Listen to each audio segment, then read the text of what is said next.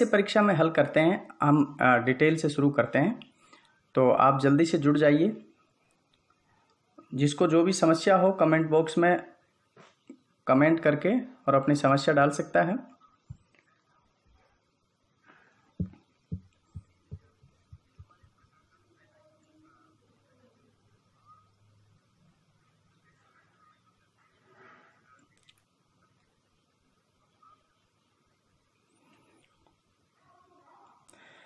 तो शुरू करते हैं। सबसे पहले परीक्षा में क्या करना है, सूत्र को लिखना है और सूत्र लिखने के बाद हमें वृत्ति लिखनी है। क्या लिखनी है? वृत्ति, जो आपको दिखाई दे रही होगी यहाँ। वृत्ति में क्या करते हैं, जो सूत्र है उसका अर्थ जो होता है उसको खोल करके संस्कृत में लिखा जाता है। तो शुरू करते हैं। लकारः सकर्मकेभ्यः कर्मणि कर्तरि च सयुर अकर्मकेभ्यो भावे कर्तरि च। प्रिय विद्यार्थियों, इसको आप अपनी लैंग्वेज में बना सकते हैं शॉर्टली। अब इसमें अपन देखते हैं कि अपना ये जो सूत्र है इसमें एक पद तो क्या है, ले का अर्थ है लकार। दूसरा क्या है, कर्मणि। तीसरा च, चौथा भावे, फिर च और फिर अकर्म के भे। ये पद हमारे सूत्र में क्या है, विद्यमान है। अब हम यहाँ देखते हैं कि ले मीन्स लकार और कर्मणि यानी कर्म में, च मीन्स और, भावे यानी भाव में, च मीन्स और अकर्म के बे यानी अकर्मक के साथ। अब इन पदों से इस सूत्र का भावार्थ जो है, वो जो भाव है वो स्पष्ट नहीं हो रहा है। तो प्रिय विद्यार्थियों, हमें क्या करना है, कुछ पदों की अनुवृत्ति करनी होगी। देखिए, हमने कक्षाओं में जब आपको पढ़ाया था तो आपको वहाँ स्पष्ट किया था कि पाणिनि ने अपना जो व्याकरण का ग्रंथ लिखा है अष्टाध्यायी, उसमें एक पद को एक पर प्रयोग करने के बाद दोबारा उस पद को उन्होंने आगे नहीं लिखा। और ये नियम उन्होंने बताया कि जिसकी भी पद की आवश्यकता सूत्र में आगे पड़ेगी, सूत्र जिसका भी अर्थ मांगता है, उसको हम पूर्व सूत्रों से क्या कर लेंगे, अनुव्रत कर लेंगे। अनुवृत्ति का अर्थ होता है पूर्व के सूत्रों में से पदों को उठा करके और प्रकृत सूत्र में ला करके रखना अनुवृत्ति कहलाती है। तो प्रिय विद्यार्थियों, हमने अनुवृत्ति की है कर्तृपद की। आपको दिखाई दे रहा है यहाँ जो कर्तृपद है उसकी हमने यहाँ अनुवृत्ति की है। और अनुवृत्ति कौन से सूत्र से हमने यहाँ की है वो मैंने यहाँ डाल रखा है। कर्तृकृत एक सूत्र आया था कि कृत प्रत्यय कर्ता में होते हैं, इस प्रकार का अपन ने कक्षा में पढ़ा था। तो कर्तृकृत सूत्र के द्वारा हम कर्तृपद की क्या कर लेंगे, अनुवृत्ति कर लेंगे। और जैसे ही अधिकार प्राप्त होता है, एक अधिकार सूत्र आया था धातो। विद्यार्थियों, सूत्र 6 प्रकार के सूत्र आपको पढ़ाए थे हमने। विधि सूत्र है, संज्ञा सूत्र है, अधिकार सूत्र हैं, विधायक सूत्र हैं, तो आगम सूत्र हैं। इस प्रकार के सूत्रों में एक अधिकार सूत्र होता है। जैसे कोई भी प्रकरण शुरू होता है, प्रकरण शुरू होते ही पहला जो सूत्र आता है एक अधिकार सूत्र आता है। और अधिकार सूत्र में क्या होता है कि वो जो सूत्र है, जब तक वो प्रकरण चलता है, प्रकरण जब तक चलेगा, जब तक वो सूत्र का अधिकार रहेगा। और सूत्र का जो अधिकार है वो जब तक यहाँ हम उस प्रकरण की चर्चा करेंगे वो प्रकरण चलता रहेगा। तो अधिकार सूत्र है अपना धातु। और धातु जो अधिकार सूत्र है उसकी अनुवृत्ति करने की जरूरत नहीं पड़ती। अधिकार सूत्र तो अपने आप जहां उसका अधिकार होता है आ ही जाता है।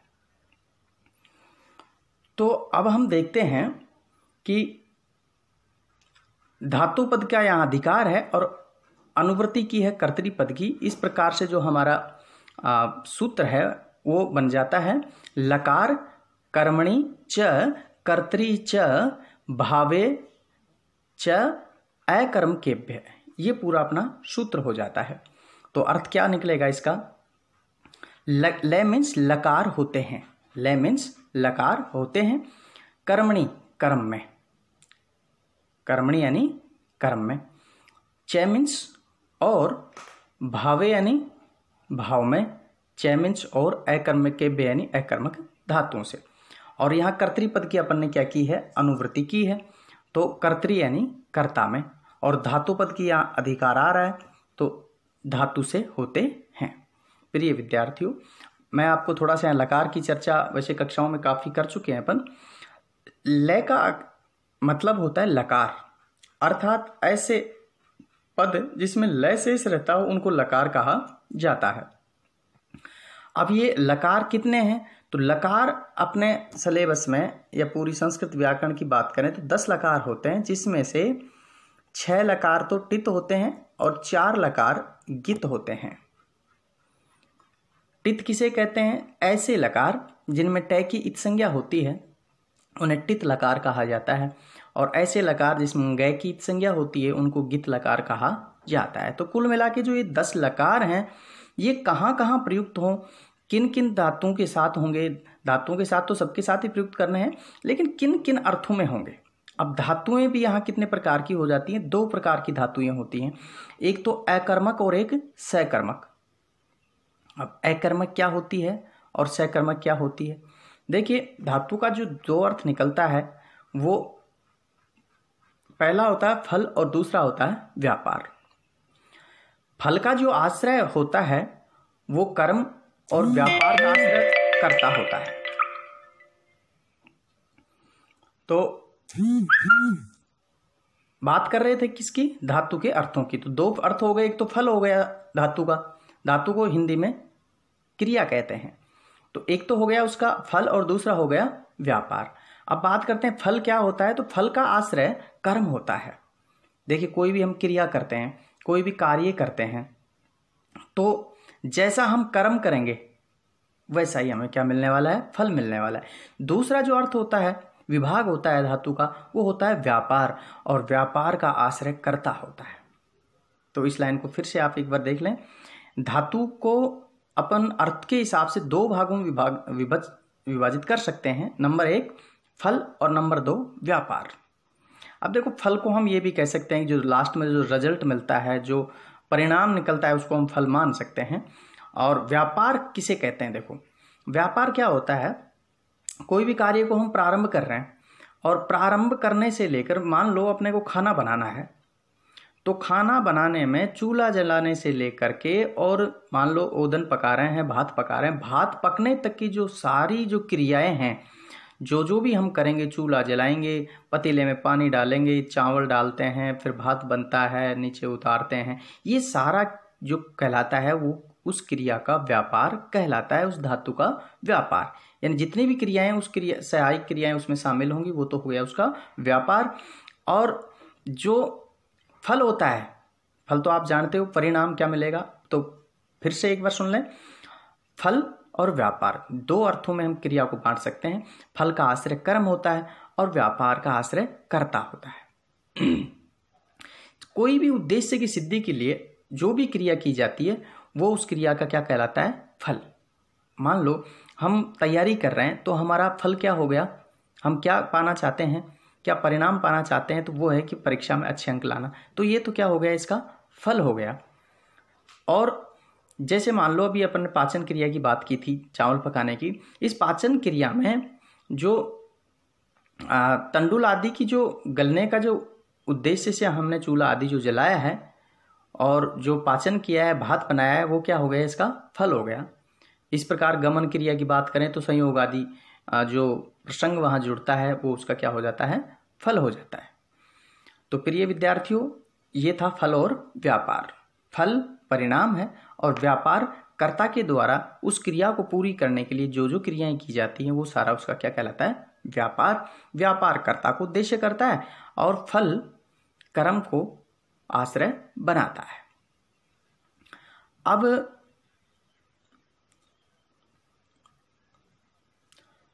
अपन बात करते हैं कि ये क्या कहना चाहता है सूत्र। तो हमने एक डायग्राम बनाया है, तो आइए डायग्राम से आपको समझाते हैं। एक बार इसका अर्थ फिर से मैं बता देता हूं कि लकार होते हैं सकर्मक धातुओं से कर्ता और कर्म में, और अकर्मक धातु से कर्ता और भाव में होते हैं। यानी जो लकार क्रिया दो प्रकार की हो गई, एक सकर्मक और एक अकर्मक। सकर्मक जो क्रिया है वो किसे कहते हैं? जो कर्म से युक्त क्रिया होती है उसको हम क्या कहते हैं? सकर्मक क्रिया कहते हैं।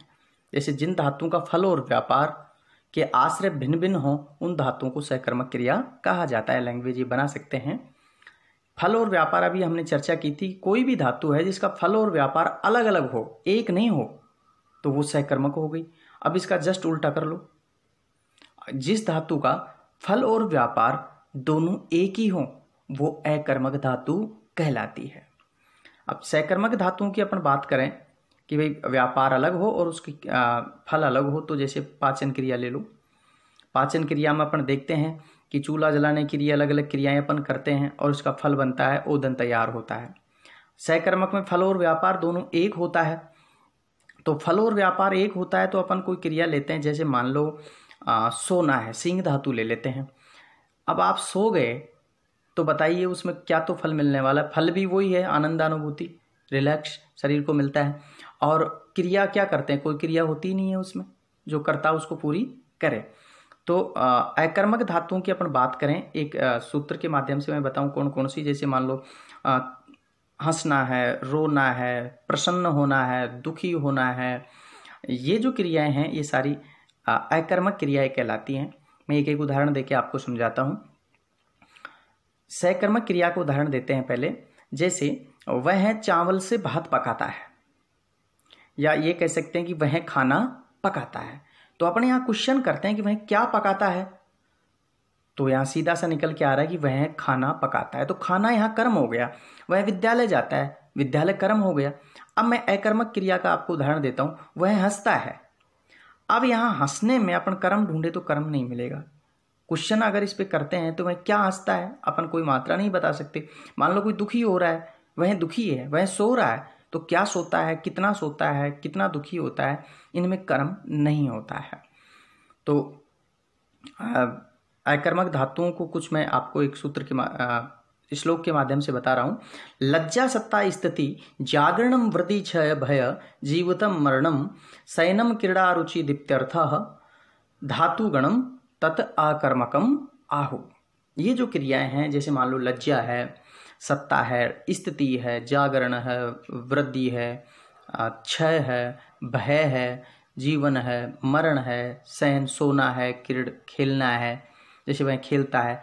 अब ये ना कहें कि वो गेंद से खेल रहा है तो गेंद तो यहाँ करण हो जाती है, तो क्या खेलता है, तो ये भी कैसी है? अकर्मक क्रिया है। रुचि है, किसी के मन की प्रसन्नता है, कोई दुखी होता है, ये सारी क्रियाएं अकर्मक क्रियाएं कहलाती हैं। तो प्रिय विद्यार्थियों, लकार होते हैं सकर्मक धातुओं से तो कर्ता और कर्म में, और अकर्मक धातु से कर्ता और भाव में होते हैं। तो अब आइए डायग्राम के माध्यम से आपको समझाते हैं कि कैसे होते हैं। ये देखिए, आपको यहाँ दिख रहा है, इनसे वाच्य निर्माण भी होता है। अब वाच्य निर्माण कैसे होता है, पहले सूत्र का डायग्राम मैं आपको दिखा रहा हूँ। पीछे जो सूत्र हमने पढ़ा था, देखो ये धातु है, और धातु दो प्रकार की होती है। नंबर 1 अकर्मक और नंबर 2 सकर्मक। ये दो प्रकार की धातु जो अभी अपने सूत्र में मैंने आपको समझाई थी। अब ये जो दो प्रकार की धातु है, हमारा सूत्र क्या कहता है कि ये जो धातु है ये दो प्रकार की होती है, एक तो अकर्मक और एक सकर्मक। तो अकर्मक धातुओं से तो जो लकार होता है वो अकर्मक धातुओं से लकार कर्ता और भाव में होता है, तथा सकर्मक धातु से जो लकार होता है वो कर्ता और कर्म में होता है। तो ये डायग्राम से आप अच्छे से समझ गए होंगे कि धातु दो प्रकार की होती है, और ये अकर्मक धातु से दो प्रकार के वाच्य बनते हैं। वाच्य को हिंदी में वाक्य कहते हैं, जो अपन वाक्य निर्माण करते हैं।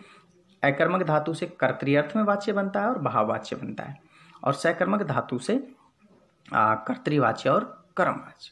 तो अपन यहाँ देखते हैं कि कर्तरीवाच्य यहाँ भी कॉमन आ रहा है और कर्तरीवाच्य यहाँ भी कॉमन आ रहा है। तो कुल मिला के हम ये कह सकते हैं कि वाच्य कितने प्रकार के हो गए? 3 प्रकार के अपने वाच्य यहाँ हो जाते हैं। 3 प्रकार के वाच्य कैसे बनते हैं? देखो, पहला कौन सा हो गया? कर्तरीवाच्य। दूसरा कौन सा हो गया? भाववाच्य। और तीसरा कौन सा हो गया? कर्मवाच्य। कर्तरीवाच्य यहाँ भी दिया हुआ है, यहाँ भी तो ये एक ही वाच्य हो गया। तो कहने का तात्पर्य वाच्य कितने प्रकार के हो गए? 3 प्रकार के। अब ये सूत्र वाच्य निर्माण की प्रक्रिया को भी समझाता है कि 3 प्रकार के जो वाच्य होते हैं धातुओं से, 3 प्रकार के वाक्यों का हम निर्माण करते हैं। तो आइए एक एक उदाहरण के माध्यम से आपको समझाने की कोशिश करते हैं। पहले बात करते हैं अपन कर्तृवाच्य की। तो प्रिय विद्यार्थियों, कर्तृवाच्य की अपन अगर बात करते हैं तो नाम से आपको पता चल रहा है कर्तृवाच्य, यानी कर्ता को आधार मानकर जिस वाच्य की क्या होती है, रचना की जाती है, उसको कर्तृवाच्य कहा जाता है। ये कह सकते हैं इंग्लिश में जिसको अपन बोलते हैं सिंपल सेंटेंस, साधारण जो वाक्य बनता है उसको कर्तृवाच्य कहा जाता है। एक उदाहरण मैं आपको देता हूं, स विद्यालयम और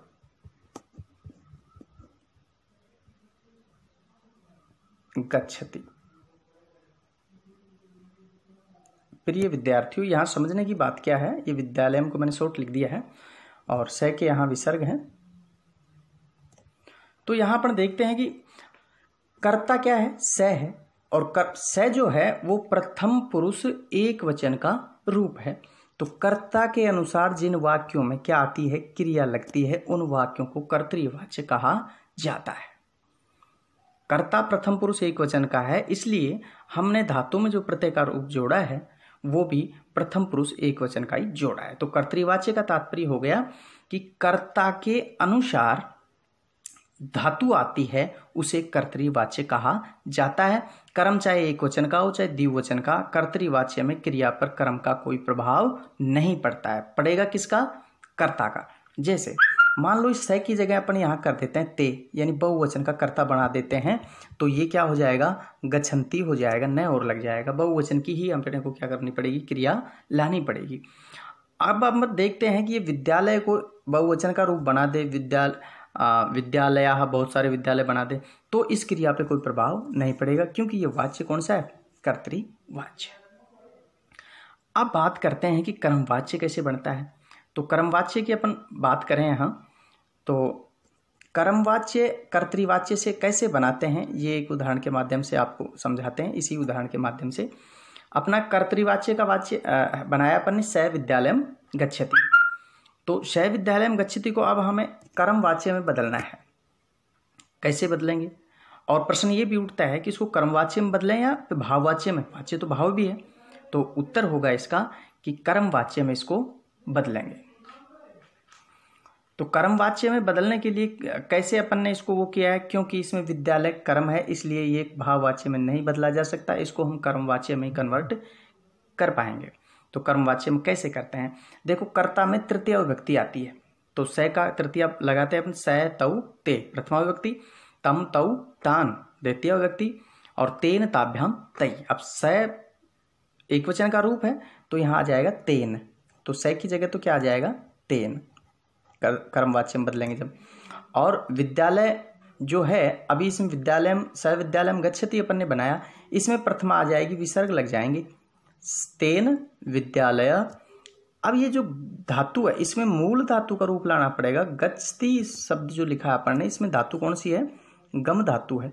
तो गम से प्रथम पुरुष एक वचन में बन जाएगा गम्यते, आदमयते। तो ये हो गया अपना कर्मवाच्य, तेन विद्यालयः गम्यते।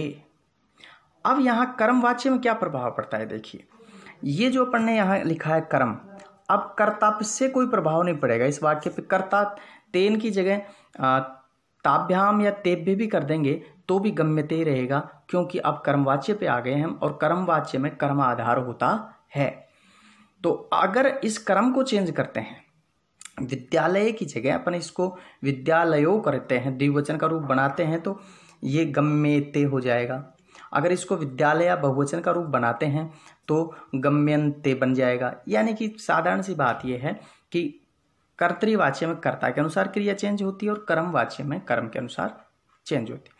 और भाववाच्य हम कर्म से ही समझ सकते हैं, बड़ा सिंपल है। ये कर्म को उठा दो यहाँ से, यानी कर्म की क्रिया को बिल्कुल यहाँ से हटा दो, तो ये भाववाच्य बन जाएगा, तेन गम्यते, उसके द्वारा जाया जाता है। हिंदी में अर्थ बनता है इसका, स विद्यालयम गच्छति कर्तृवाच्य, वह विद्यालय जाता है। अब इसका कर्मवाच्य में कन्वर्ट करते हैं तो उसके द्वारा विद्यालय जाया जाता है। और भाववाच्य इसका बनाते हैं, कर्म हटाना पड़ेगा, तो ये बन जाएगा तेन गम्यन्ते, उसके द्वारा, तेन गम्यते, उसके द्वारा जाया जाता। तो ये हो गया अपना वाच्य निर्माण प्रक्रिया। तो प्रिय विद्यार्थियों, ये था अपना सूत्र जिसको मैंने आपको बता दिया। लकार होते हैं अकर्मक धातुओं से कर्ता और भाव में, और सकर्मक वाक्यों से कर्ता और कर्म में होते हैं, और इनसे 3 प्रकार के वाच्यों का निर्माण होता है, जो पहला कर्तृवाच्य, दूसरा कर्मवाच्य और तीसरा भाववाच्य। तो चलते हैं नेक्स्ट सूत्र के ऊपर। तो ये क्वेश्चन अगर परीक्षा में आता है तो इस प्रकार से आपको वाच्य तक की जो प्रक्रिया है वो अपने एग्जाम में दर्शानी है, और इन वाच्यों से निबंध रचना में भी काफ़ी आपको सहायता मिलती है। निबंध रचना में जो कभी कभी हमें कर्मवाच्य भी लाना पड़ता है, कभी कभी भाव भी लिखना पड़ता है, और कभी कभी कर्तार्थ में भी। तो आइए चलते हैं नेक्स्ट सूत्र के ऊपर। तंगा नाम आत्मनेपदम। देखिए विद्यार्थी, ये सूत्र अपने 18 के पेपर में नहीं आया था, लेकिन 18 के जो पेपर में अपने आया था सूत्र था, आगे अपने लिखा है, आगे की आएगा पेज में, शेषात् परस्मयी पदम। अब उस शेषात् शब्द को समझने के लिए हमने यहाँ 2 सूत्र जो उसके अर्थ में प्रयुक्त होते हैं वहाँ मतलब अनुवृत्ति करनी पड़ेगी, तो हमने उनको ले ही लिया है कि आपको ये जो सूत्र की व्याख्या है वो अच्छे से समझ में आ जाए। तो हमने सूत्र रखा है तंगा नाम आत्मनेपदम। प्रिय विद्यार्थियों, तंग प्रत्ययों के बारे में आपको हमने कक्षाओं में खूब पढ़ा है। अपना जो प्रकरण चलता है 3rd ईयर में, वो तिंग प्रकरण चलता है, तिगंत प्रकरण जिसको कहते हैं, यानी तिप तस झी के ती से लेकर के महिंग के गै तक के जो 18 प्रत्यय हैं उनको तिंग प्रत्यय कहा जाता है। और उनमें से 2 प्रकार की प्रत्यय उसमें से अपन ने छांटे थे, एक तो आत्मनेपद और एक परस्मयी पद। तो उन 18 प्रत्ययों में से कहाँ तक के प्रत्यय आत्मनेपदम में रखेंगे और कहाँ से कहाँ तक परस्मयी पदम में, मैं थोड़ा सा यहाँ आत्मनेपद और परस्मयी पदी की आपको थोड़ा सा बता रहा हूँ, क्योंकि आगे सूत्र में और डिटेल उसकी पढ़ेंगे। देखो, आत्मनेपद तो वो क्रियाएं होती हैं जिनका फल सीधा कर्ता पे पड़ता है, और परस्मयी पदी की जो क्रिया या धातु होती है वो क्या होता है, परगामी होती है, उसका जो फल होता है वो परगामी होता है, इसलिए उनको परस्मयी पदी कहा जाता है। डिटेल में अगले सूत्र में समझाएंगे आपको। तो यहाँ सूत्र कह रहा है, सूत्र में एक तो है तंग आनो आत्मनेपदम। 2 पद हैं यहाँ। पहला क्या है, तंग, मैं आपको यहाँ लिख के बता देता हूँ। एक तो है इसमें तंग, फिर यहाँ से तंग हलंत हटाएंगे तो आ बच जाएगा, और ये जो है ये ये औ के स्थान पे हुआ है तो आनौ यानी आन। अब आनौ में द्विवचन का रूप लगाया है यहाँ, इस प्रकार का शब्द है ये आ नौ। तो नौ का मतलब क्या है, आव आदेश हुआ है यहाँ। तो आन, जिन जिन प्रत्ययों का आन शेष रहता है उनकी आत्मनेपदी संज्ञा होती है। तो 2 प्रकार के प्रत्यय यहाँ अपने को बताए इस सूत्र में। नंबर 1, तो नंबर 1 में रखा है तंग प्रत्यय। तो प्रिय विद्यार्थियों, मैंने नीचे लिख रखा है, देखो, त आताम झ, थास आथाम ध्वम, और इट वही महिंग। अब यहाँ देखने की बात क्या है कि तंग प्रत्यय कैसे हैं। तो तंग क्यों है, क्योंकि अपन ने प्रथम ईयर में प्रत्याहार बनाना सीखे थे माहेश्वरी सूत्रों से, वैसे यहाँ भी प्रत्याहार का प्रयोग किया गया है, यानी आदि वर्ण ले लिया तय और अंतिम वर्ण ले लिया गय। तो बताइए कौन सा प्रत्यय बन गया, तंग प्रत्यय बन गया। और ये जो तंग प्रत्यय बना है इसका मतलब ये 18 प्रत्ययों का क्या है, बोध करवाता है। तो 18 प्रत्ययों का जो ये बोध करवा रहा है, कौन कौन से हो गए, तय आताम झ, थास आथाम ध्वम, इट वही महिंग, यानी ये आत्मनेपदी इनकी संज्ञा होगी। दूसरा आनो शब्द आया था, तो आन शेष 2 प्रत्ययों का रहता है, एक तो सानच का और एक कानच का। ये मैंने वृत्ति में लिखा है, तंग प्रत्याहार सानच कानच च एतत संज्ञा सयु, अर्थात तंग प्रत्ययों की और सानच और कानच प्रत्ययों की आत्मनेपद संज्ञा होती है। तो आत्मनेपद संज्ञा 2 प्रकार के प्रत्ययों की कर दी। पहला तंग में आपको दिखा दिया है सामने, ये 9 प्रत्यय हैं, ये तंग प्रत्यय आत्मनेपदी होते हैं। और दूसरा सानच और कानच, जिनका आन और मान शेष रहता है। अब मैं प्रिय विद्यार्थियों आपको ये सानच और कानच प्रत्यय यहाँ आ गए तो थोड़ा सा यहाँ बता देता हूँ, क्योंकि व्याकरण में अपने व्याकरण वाले पेपर में निबंध रचना आएगी आपके 20 नंबर की, तो उसमें प्रत्ययों का बड़ा अहम योगदान रहता है। देखिए ये जो आन शेष रहता है, मैंने यहाँ आनो लिखा है, आन शेष रहता है सानच और कानच का। कैसे रहता है आन शेष? देखिए आपको यहाँ दिख रहा है, सानच की बात कर लें चाहे कानच की, कोई से की कर लो। जैसे सानच की बात करते हैं तो आपको लास्ट में अंत जो पद है इसका च है और वो हलंत है, तो हलंत्यम सूत्र से चकार की इत संज्ञा तथा तस्य लोप इति सूत्रेण लोप भूत्वा स्थिति बन जाती है सा और न, सान बच गया। अब लसगु तद्धित सूत्र से ये जो सकार है आदि का, इसकी इत संज्ञा और तस्य लोप से लोप, तो बताइए क्या बच गया, यहाँ आ और न बच गया है। तो आन शेष रहता है, इसलिए आनो कहा, आनो द्विवचन का रूप लिया है, इसलिए हम समझ गए कि यहाँ दो प्रत्ययों की बात कर रहे हैं।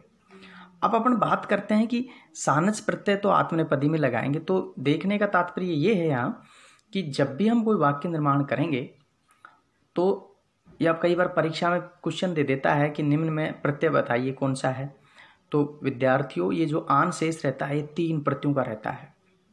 अब वो 3 प्रत्यय कौन कौन से हैं मैं आपको बता देता हूँ एक बार, जिससे आपको निबंध रचना में क्या मिलेगा, लाभ मिलेगा।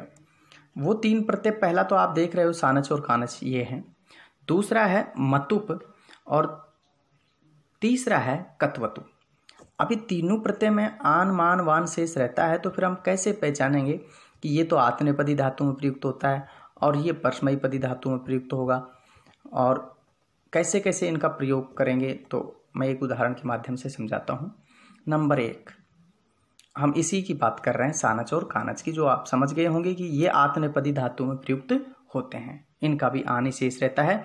जैसे सेवमान, एक उदाहरण ले लो, सेवमान, सेवमान उदाहरण ले सकते हैं। सेव धातु आत्मनेपदी की धातु है। अब दूसरी बात करते हैं, कत्वतु का भी यही शेष रहता है, आन मान वान। तो प्रिय विद्यार्थियों कत्वतु जो प्रत्यय है वो परस्मैपदी धातु में प्रयुक्त होता है, तो पहचान यही है, आत्मनेपदी धातु में अगर आन मान वान आ रहा है तो सानस प्रत्यय है, और परस्मैपदी धातु में अगर आन मान वान आता है तो वो कत्वतु प्रत्यय होगा। अब रही बात किसकी, एक उदाहरण उसका भी अपन ले सकते हैं। जैसे मान लो गम धातु ले लेते हैं, गम धातु क्या है, परस्मैपदी है, तो उससे क्या बन जाएगा, गम्यमान, गम्यमान, ये हो गया आत्मनेपदी का, परस्मैपदी का कत्वतु प्रत्यय। अब बात करते हैं मतुप का भी, मति से वान मान शेष रहता है। जैसे बुद्धि शब्द है और उससे क्या बन जाएगा, बुद्धि, बुद्धिमान, बुद्धिमान। तो आप इन उदाहरणों से क्लियर समझ गए होंगे, सानच प्रत्यय आत्मनेपदी धातु में, कत्वतु प्रत्यय परस्मैपदी धातु में, और जो शब्दों में जुड़े वो होता है मतुप प्रत्यय। तो तीनों में मान शेष रहता है, आन शेष रहता है और वान शेष रहता है। कैसे पहचानेंगे, शब्द में जुड़ रहा है जो मतुप है, परस्मैपदी धातु में है वो कत्वतु है, और जो आत्मनेपदी धातु में है वो कौन सा है, सानच या कानच है। तो ये थे अपने प्रत्यय। फिर से सूत्र पे आते हैं। सूत्र कहता है कि तंग और सानच और कानच प्रत्यय आत्मनेपदी संज्ञक होते हैं। ये प्रत्यय आत्मनेपदी होते हैं, ये हमारा सूत्र यहाँ निर्देश करता है। तंग में 9 प्रत्यय हैं जो आपको सामने पीपीटी में दिखाई दे रहे हैं, और सानच और कानच 2 प्रत्यय यहाँ आन और मान में रखे गए हैं, तो इनकी आत्मनेपदी क्या होती है, संज्ञा होती है। आइए चलते हैं नेक्स्ट सूत्र पे। अनुदात गित आत्मनेपदम। अब बात यह आती है कि भैया आत्मनेपद हैं, ये कौन कौन सी धातुओं को तो आत्मनेपद में रखें और कौन कौन सी धातुओं को परस्मैपद में रखें, क्योंकि धातु होती है, अब उनको छांटे कैसे, तो उनके लिए सूत्र बताया है कि अनुदात गित आत्मनेपदम। पहला शब्द है अनुदात। प्रिय विद्यार्थियों, हमने फर्स्ट ईयर में ये पढ़ा कि 3 प्रकार की स्वरों की संज्ञा पढ़ी थी अपन ने। नंबर 1 अनुदात, नंबर 2 उदात और नंबर 3 स्वरित। ये स्वरों की क्या है, संज्ञा है। अनुदात स्वर किसे कहते हैं, जिनको स्लो आवाज में बोला जाता है, धीरे बोला जाता है, वो अनुदात होते हैं। और अनुदात स्वरों के नीचे ऐसे पड़ी रेखा आती है, कैसे, जैसे मैं यहाँ लगा रहा हूँ, देखो नीचे ऐसी सीधी लाइन आती है नीचे, ये अनुदात हो गया। स्वरित में क्या होता है, स्वरित में ऐसे खड़ी लाइन आती है, तो पड़ी रेखा अनुदात की, खड़ी रेखा स्वरित की, और जिसके कोई चिन्ह नहीं है वो उदात स्वर कहलाता है। तो हमें उदात और स्वरित का लेना देना नहीं है। यहाँ लिखा है कि अनुदात या गित आत्मनेपदम, ऐसी धातु अनुदातो एत गितस्य धातोर आत्मनेपदम स्यात्, अर्थात जिस धातु का आदि स्वर अंत्य स्वर कैसा हो, अनुदात हो, वह धातु आत्मनेपद में गिनी जाती है। तो पहली शर्त क्या, पहला इसका जो अर्थ निकला वो क्या निकला कि जिस भी धातु का जो स्वर है वो अनुदात हो और वो इत संज्ञा को, इत संज्ञा का मतलब अनुदात स्वर की जिस धातु में इत संज्ञा करके हम रूप सिद्धि करेंगे वो धातु आत्मनेपदी धातु होगी। दूसरा गित, गित का मतलब क्या है, जिसमें गय की इत संज्ञा होती हो। किसकी इत संज्ञा होती हो, गय की, ऐसी धातु भी आत्मनेपदी धातु होती है। जैसे उदाहरण लेते हैं अनुदात का, एद्री धातु है, ये आपको दिखाई दे रही है उदाहरण में। एद्री जो धातु है इसमें आप देख रहे हो कि ये जो स्वर है ध्री, ये अनुदात है। अब और इसके नीचे ऐसे पड़ी रेखा आती है, ऐसे नीचे, तो अनुदात स्वर होने की वजह से ये धातु किस में चलेगी, आत्मनेपद में चलेगी। तो इसके रूप अति अतः अंति से नहीं चलेंगे, अते एते अंते, एदते एदेते एदंते। ऐसे ही कमु धातु है, इसमें भी अनुदात स्वर की इत संज्ञा होती, जैसे इसमें री की इत संज्ञा की थी और धातु बच गई थी इसमें एद।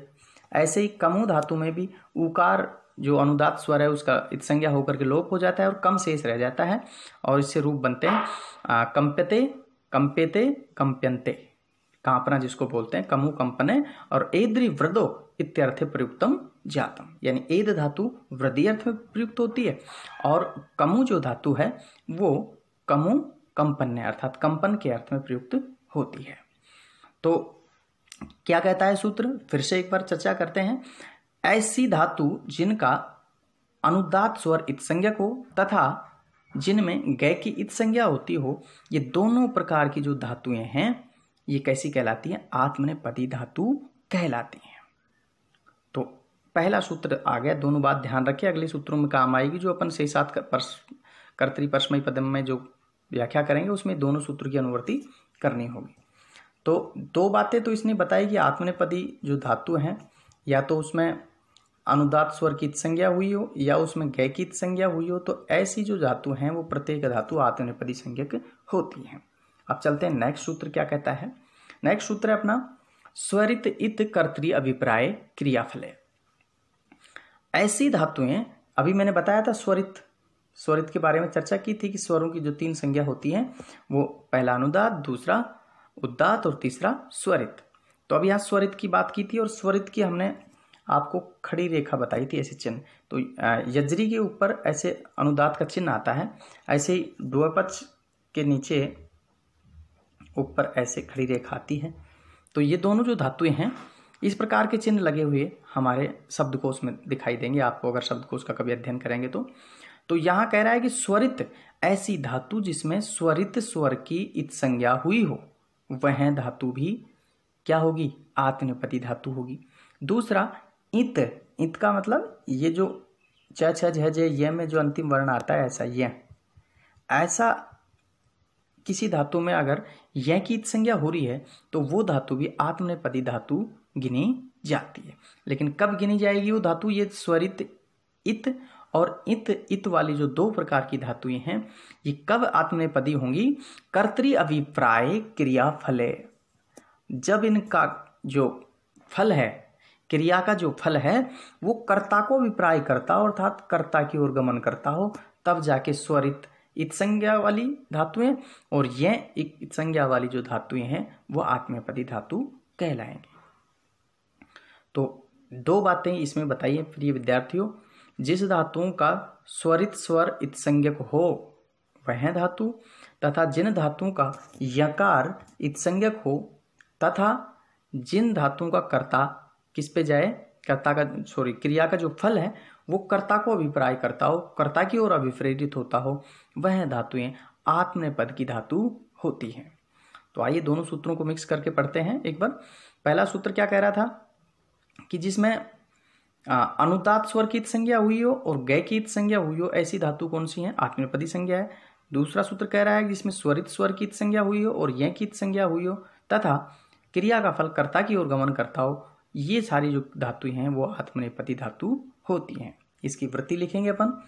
स्वरित इत इतश्च धातोर आत्मनेपदम शात कर्तृगामिनी क्रियाफले। स्वरितो इत, इसमें दो पद हैं, यानी जिन धातुओं का स्वरित इत संज्ञा को और इतश्च और इसमें यह की संज्ञा होती हो वो आत्मनेपदी धातु होती हैं कर्तृगामिनी क्रियाफल है। बस अर्थ है कि उन क्रियाओं का फल कर्तृगामी हो, कर्ता को प्राप्त होता हो। जैसे थोड़ी देर के लिए मैं एक उदाहरण देता हूँ। सेव धातु है, सेव। अब सेव जो धातु है उसमें आपने सुना भी है काफ़ी लोगों से कि भाई सेवा जो करता है उसको फल अच्छा मिलता है।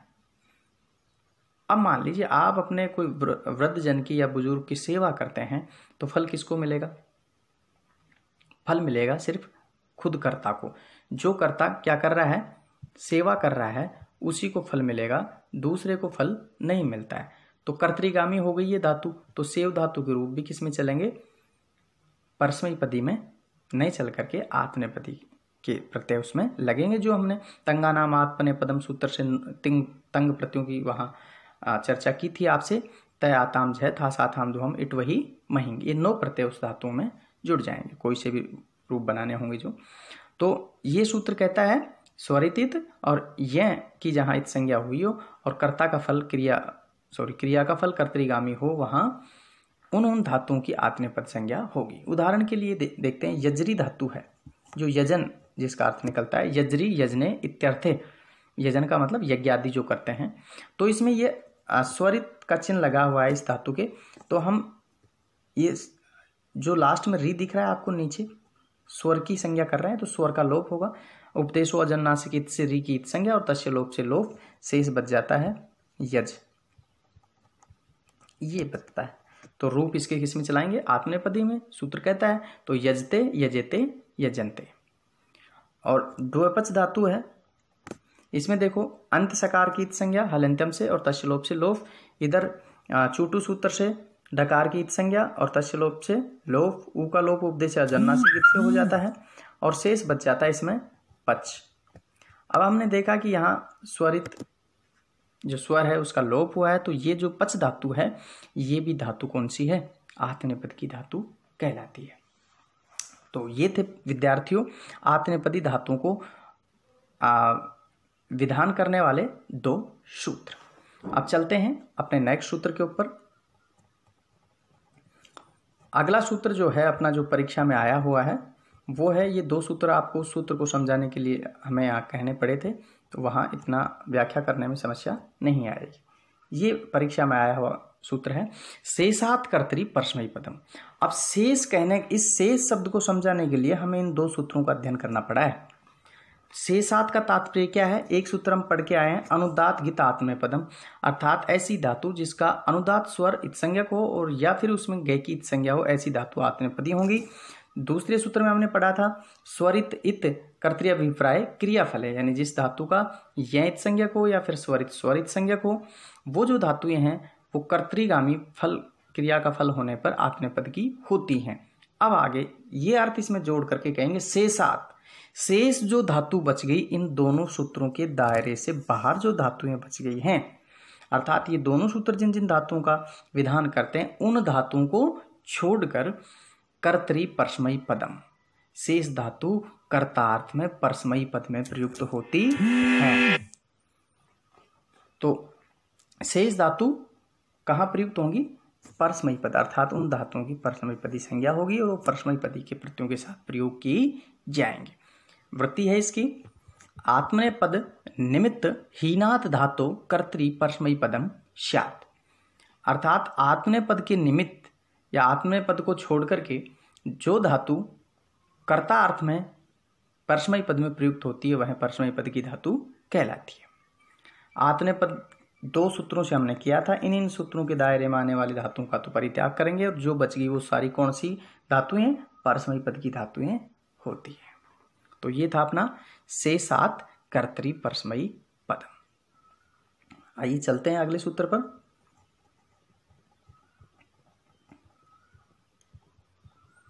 अगला हमारा सूत्र है, इसी को डायग्राम बनाया है, जो ये जो परस्मयी पद के जो प्रत्यय हैं, क्योंकि अपन ने आत्मनेपद पद के तो पिछले डायग्राम में देख लिए थे 9 प्रत्यय। 18 प्रत्ययों में से जो 9 प्रत्यय हैं वो तो तंग प्रत्यय हो गए, यानी कि तय से लेकर महिंग के गए तक, वो तो आत्मनेपदी के हैं। और ये जो प्रत्यय हैं ये परस्मयी पदी के प्रत्यय हैं। और फिर ये विद्यार्थियों, पहला है तिप, दूसरा तस, तीसरा झी, सिप, थस, थ और मिप, वस, मस। तो कुल मिला के 9 तो आत्मनेपद के और 9 परस्मयी पद के कितने प्रत्यय हो जाते हैं अपने? 18 प्रत्यय हो जाते हैं। और मैं फिर से 18 का आपको पिछले वालों का कर रहा हूँ। शुरुआत तिप से होती है, इसलिए तिंग प्रत्यय कहा जाता है। तिप तस झी, सिप थस थ, मिप वस वस मस। फिर वो आत्मनेपदी के प्रत्यय आ जाते हैं नीचे। तय आताम झ, थास आथाम ध्वम, इट वही महिंग। तो लास्ट में गए आ गया तो तिंग हो गई, ये तिंग प्रत्यय, यानी 9 आत्मनेपदी के और 9 परस्मयी पदी के होते हैं। तो आइए चलते हैं नेक्स्ट सूत्र के ऊपर। हमने यहाँ प्रत्ययों का, तिंग प्रत्ययों का विधान किया है और धातुओं को 2 विभाग किए हैं, आत्मनेपद में और परस्मयी पद में। आत्मनेपदी सूत्रों की जो धातु हैं उनको छोड़ करके से जितनी भी धातु बच गई वो परस्मयी पदी धातु कहलाती है। अब अगला जो सूत्र परीक्षा में आया हुआ है पेपर में, वो है तिंगस त्रीणी त्रीणी प्रथम मध्यमो उत्तमः। यानी तिंग, वो जो 18 प्रत्यय पढ़ी आए, हमने वहाँ टाइम इसीलिए लिया था क्योंकि सारे सूत्र उनसे जुड़े हुए हैं अगले। अभी हमने आपको डायग्राम दिखाए थे 2, वो डायग्राम के जो 18 प्रत्यय हैं, तिंग प्रत्यय थे, उसमें से त्रीणी त्रीणी, 3-3 की त्रिक बनाइए। त्रीणी त्रीणी का मतलब 3-3 का जोड़ा। तो पहला जोड़ा हमने बनाया यहाँ तिप तस झी, बोलो त्रिक हो गया कि नहीं? त्रिकार 3 का जोड़ा।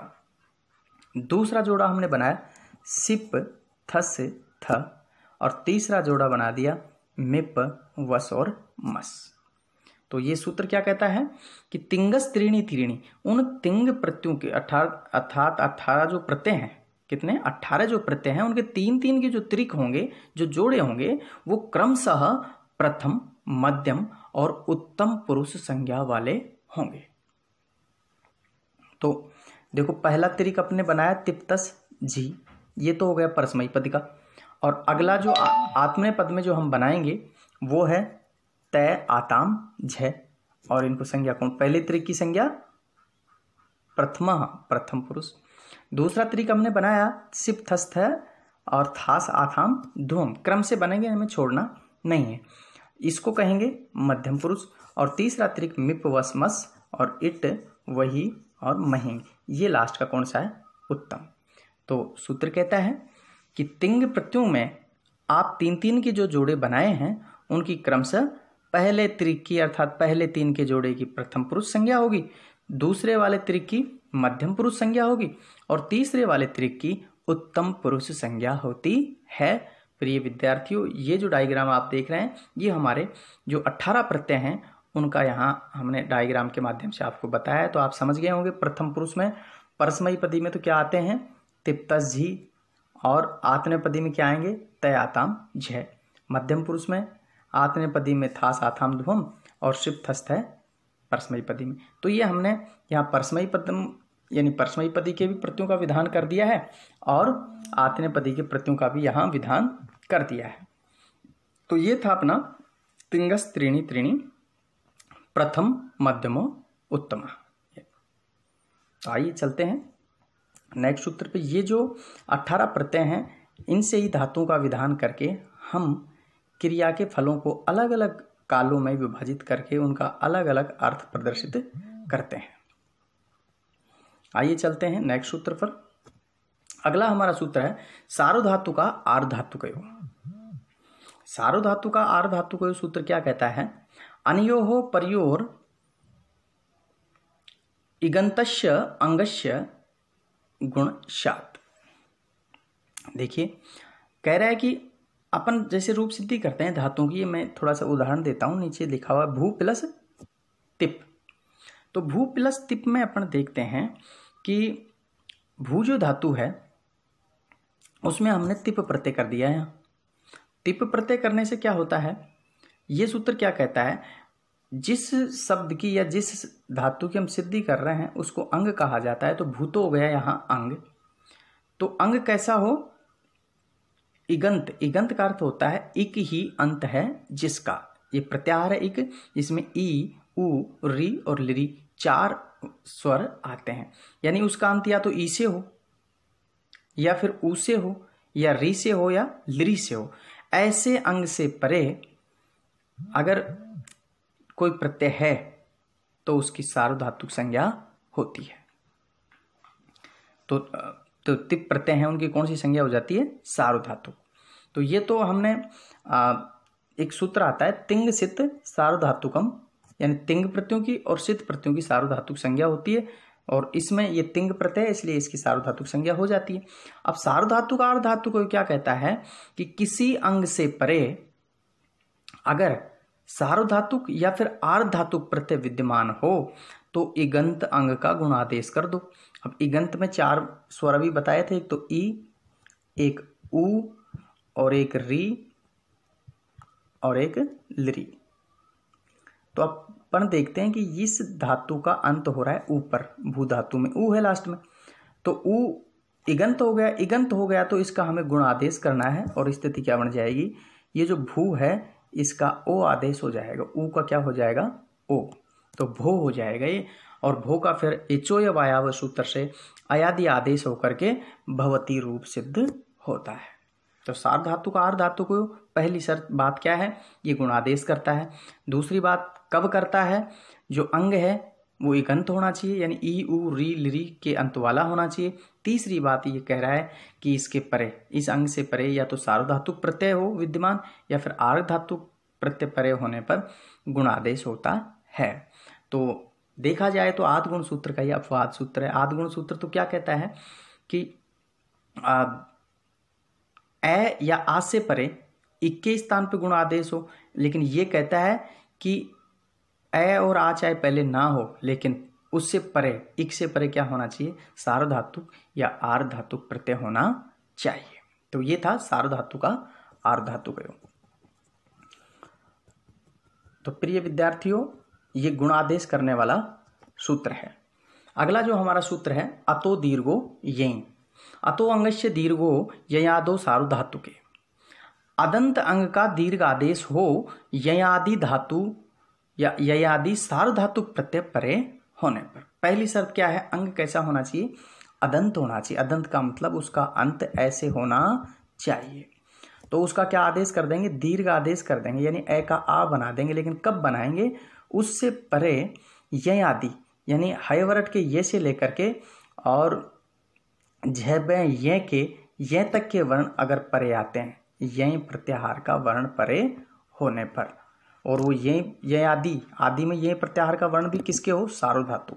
ऐसा सार्वधातुक प्रत्यय जिसके आदि में ययादि प्रत्यय हो, ऐसी स्थिति में अदंत अंग का अर्थात ऐसे अंत होने वाले अंग का दीर्घ आदेश हो जाता है। जैसे अपनी स्थिति क्या थी, यहाँ भू से अपन ने भू धातु से अभी पिछले सूत्र के द्वारा गुण आदेश किया, भो हो गया और अयादि आदेश करके हो गया भव। ये भव प्लस नी था, यहाँ मेर नी से मैं के स्थान पे नी आदेश हो जाता है। तो भव प्लस नी का देखो यहाँ वह में ए है और ये जो नकार है ये यमगणनम में उसमें आ जाता है ये आदि में। तो ऐसी स्थिति में इसका दीर्घ आदेश करके हो गया भवा प्लस नी, तो रूप बनता है भवानी। इसी प्रकार से भवाव भवामा। तो अतो दीर्घो यही सूत्र अंग का दीर्घ आदेश करता है। ए है तो आ हो जाएगा, छोटी ई है तो बड़ी ई हो जाएगी, ह्रस्व उकार है तो दीर्घ उकार हो जाता है। तो प्रिय विद्यार्थियों, ये था अपना प्रकरण सूत्रों की व्याख्या की। तिगंत प्रकरण के जो सूत्र परीक्षा में आते हैं उनकी किस प्रकार से हम व्याख्या करेंगे। आज का जो हमारा टॉपिक है वो यहीं समाप्त होता है। धन्यवाद। नेक्स्ट वीडियो में हम इनकी रूप सिद्धियों के बारे में चर्चा करेंगे।